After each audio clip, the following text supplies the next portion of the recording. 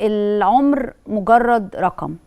هنتكلم النهاردة عن الدكتورة أمال إسماعيل اللي قدرت تحصل على الدكتوراه وهي في عمر 83 سنة.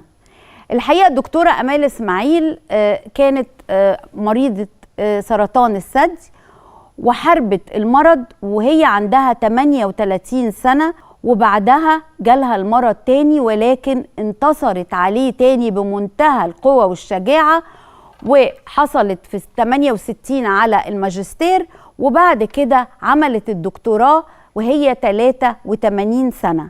الدكتوراه في كلية الآداب جامعة المنصورة عن الشيخوخة النشطة، وكأنها كانت بتطبق ده على حالتها، وفعلا قالت إن مفيش حاجة اسمها مستحيل. كل التحية والتقدير لدكتورة أمال، والحقيقة هي مش مجرد شهادة دكتوراه، دي رسالة لكل واحد قال كبرت أو فاتني القطر، لأن الأحلام ملهاش تاريخ صلاحية أبدا، والعمر فعلا مجرد رقم، والإرادة هي اللي بتصنع المعجزات.